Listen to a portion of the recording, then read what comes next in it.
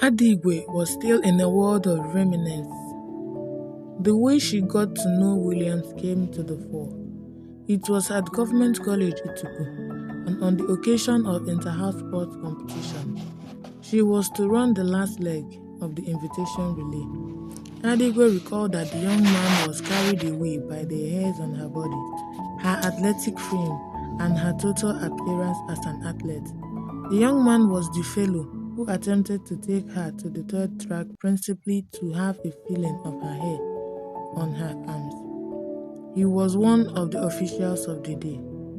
The final examination was to commence in no time from then, so she was reading up her literature text for the final time. It was a Saturday and the time was noon. The security man on duty came into the dormitory and announced that Adigwe had a visitor. That particular Saturday, the last in the month, was officially designated as the visiting day. But Adigwe was not expecting anybody. Her parents had visited her the previous weekend. Dikogo had also visited her. She spent some time in thinking about who the visitor was.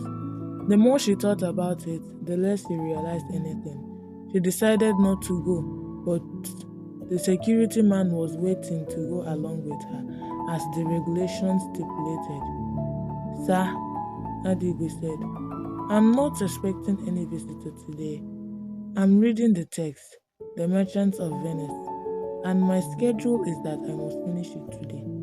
Would you tell the person that I shuttled home for the weekend? Do you mean I should tell a lie? Sorry, sir, I don't actually mean that you should lie to the visitor. I'm only trying to see if I could finish this book today.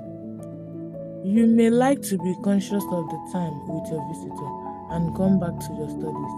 The young man is well dressed and looks responsible, he said. You mean he's a man? Yes. Is anything wrong with it? The regulation is that you are allowed to discuss with him within 25 meters from the security post. If he says anything you don't like, give me a sign and I will terminate his stay immediately. He looks quite responsible, so come on, he said as she followed him. William the Don had already rehearsed what to say and what not to say several times before he saw the security man coming back with Adigwe. The moment the three figures met, the security man decided to retire to his post. He allowed the interesting-looking young man to chat it out with the student he himself regarded as one of the most responsible in the school. How are you, the expensive athlete? William started. Who are you and how do you know that I am an athlete? Adigwe struggled to ask and at the same time worked hard to overcome the fright that paralyzed her system. I'm William the Don. The young man responded. I am the official who was interested in showing you the third track at the Government College Ituku on the occasion of their annual inter-house sports competition. You mean that you are that man I came across at Ituku College? Yes, have you forgotten? It was in the month of February of this year. I remember you and the incident of that day, even though I must confess that I did not enjoy that joke. It was quite embarrassing to me. Should it have been so? That is by the way, Adigwe finalized. What is the matter now? She continued. Why are you here? I want to begin by apologizing about the incident now that I know that it was embarrassing to you. It is natural for girls of your age to feel so. The true confession about that incident, baby, is that it was you. The only way I could register that my appreciation of you, your looks in that splendid sports attire. Thank you for the compliment. By the way, how did you get to know my name? It was very easy.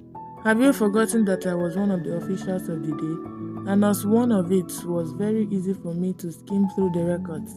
Besides, you were the most outstanding athlete of the competition. I understand that. You must be snappy with your message because we shall hold a tutorial with Dr. Allen on Monday and I don't want to disappoint her. Dr. Allen? Yes, I want to finish reading this book today because it will come up for discussion in that lesson on Monday. By the way, your name does not sound African. Is it a nickname? My first name is William, and my surname is Mokiede. My certificates bear William Mokiede. What about the other name? They were added to my name by my students. My students did some additions and subtractions. Which students? Adewe continued. The students of the University of the Republic. Adigwe was elated at the mention of great citadel of learning. She looked at William all over, from his feet to his head and vice versa. He was a very young man for the status he claimed. His face was masculine. His general appearance was like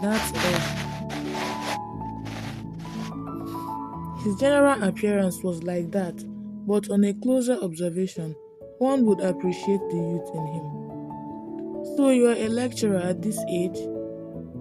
That is so by the special grace of God, responded Williams in a manner that showed that he was happy with the compliment. Congratulations, Mr. William. Adigwe voiced without knowing when she did. Thank you very much, my dear. For how long have you been teaching? I'm a beginner. I got the appointment the day I came across you and have only been on the job for 5 months. So you can understand that 2 great things happened in my life the same day. Don't you agree with me that the Lord is good? Our Lord is indeed good. He's always good, but I don't know how you're knowing me the same day comes into the matter. It will be clear to you in the course of time. My intention in this visit is to familiarize with you. If you welcome me, we shall be friends, and ultimately, I don't want you to add anything to what you have said now, because I know at my age that men are very fond of this kind of oratory. They say it, they sing it, but at the end of the day, everything ends up in an empty statement. I promise to be friendly with you, and that's all, she said. I'm extremely happy that you've promised something at all. What if you had turned your back on an unfamiliar face? I was not brought up that way. On the contrary, my parents taught me courtesy and modesty. I think it has been a nice time, Mr. William Dodon. Thank you very much for receiving me. You will eventually come to campus to see me. You will later be admitted to study, of course, the course of your choice, Ada. That would be great, but I'm not thinking about that because my parents cannot cope with what it takes. Don't worry. By that time, I'll be able to take care. Thank you very much and goodbye, she said as she walked back to her dormitory. Adigwe was still mourning her husband. She did not know why she should ever think about her broached relationship with William at that time. The issue did not disturb her thoughts. The issue did not disturb her throughout the period that Duke lived. She could not recall any occasion when she settled down to think about it. She recalled that her mother took an extreme position on the matter as far as her mother was concerned. Whenever a thing like that happened, the victims should withdraw from both the man and the woman. Her mother detested indecency and maneuvers in any direction.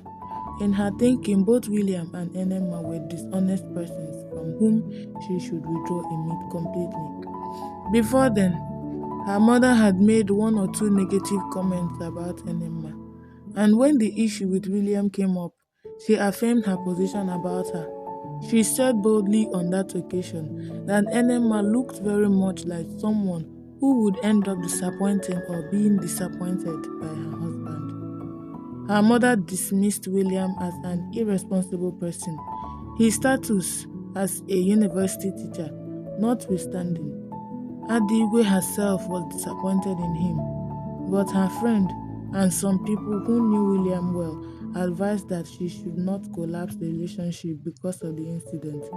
Those who spoke with William maintained that Enema went on her own and that William was ready to swear on that. They said that they were sure that William was not involved in double dealing.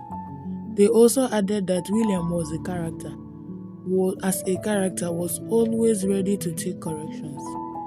There was something enticing about William, Adigwe recognized. His position as a lecturer at his age showed that he had bright prospects. His status presented him as a hardworking man, an eminent man of the future. If the nasty incident did not occur, it was likely that they would have ended up as a couple.